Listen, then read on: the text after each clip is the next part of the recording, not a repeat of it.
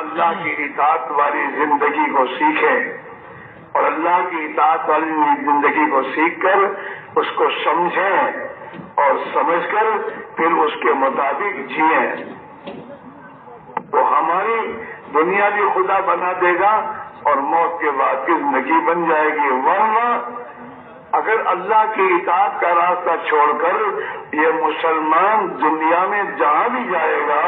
وہاں پریشانی کا شکار ہوگا۔ اللہ کا یہی ضابطہ ہے، من اعرض عن ذکری فإن له معیشۃ ضنکا، جو بھی اللہ کی اطاعت کو چھوڑے گا اور اللہ کی اطاعت کی زندگی نہیں گزارے گا،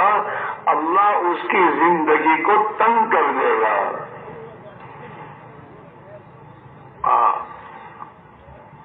ہمارا حال کیا ہے؟ پریشانیوں سے نکلنے کے لیے ملک بدلتے ہیں، یہ ملک سے سمجھ چل جاؤ پریشانی دور ہو جائے گی، نہیں ہوگی۔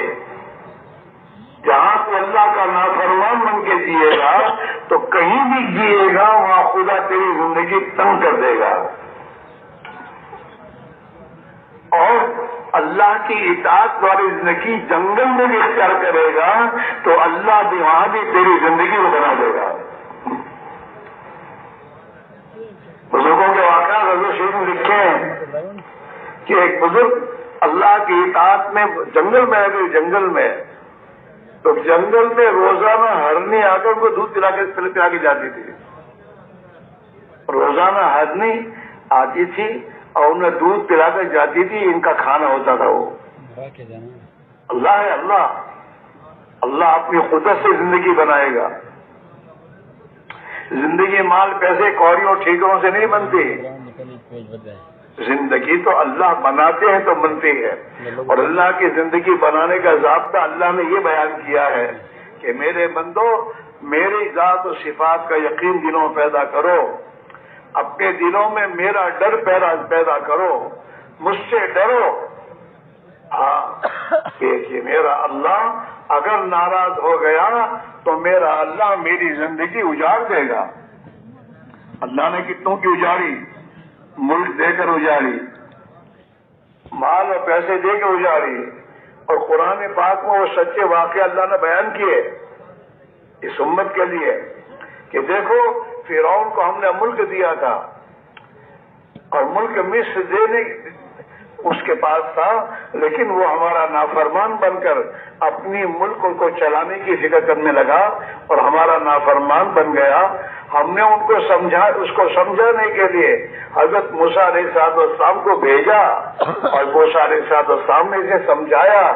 کہ فرعون بے شک تیرے پاس حکومت ہے، لیکن اللہ اگر ناراض ہوگا تو اللہ تجھے برباد کر دے گا،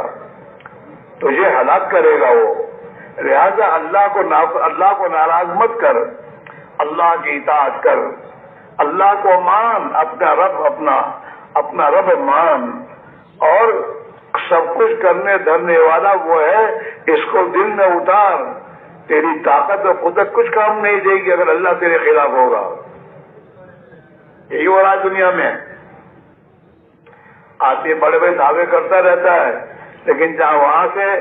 فیصلہ ہو تو فیصلہ وہاں سے ہوتا ہے، یہاں دنیا میں کوئی کچھ نہیں کر سکتا، کوئی طاقت، ایک آدھ باتیں ڈھکوستے ہیں، اصل تو اللہ کا فیصلہ ہے۔ ہاں اوپر سے فیصلے آتے ہیں، اور فیصلے اوپر سے جو آتے ہیں انسان کے اعمال پر آتے ہیں۔ ہاں اگر انسان اللہ کو راضی کرنے والے اعمال کرتا ہے اور اللہ کا بندہ بن کر جیتا ہے تو اللہ خوش ہو کر آسمان سے اس کے حالات درست کر دیتے ہیں۔ حدیث کی کتابوں میں آتا ہے کہ میرے بندو اگر تم میری اطاعت پر زندگی گزارو گے تو میں تمہارے لیے بارش وقت پر بھیجوں گا، وقت پر بارش بھیجوں گا میں، اور رات کو بارش برساؤں گا تاکہ دن میں تم اپنے کام کو سنبھال کام کر سکو، رات کو بارش برساؤں گا اور تمہارے حالات درست کر دوں گا۔ ہاں اور جب اللہ ناراض ہوتا ہے تو ناراض ہو کر اللہ تعالی شان ہو بارش کی ضرورت کے وقت میں بارش نہیں برساتے۔ بارش کی ضرورت نہیں ہوتی تو وہ بارش کو برساتے ہیں، ناراض ہیں۔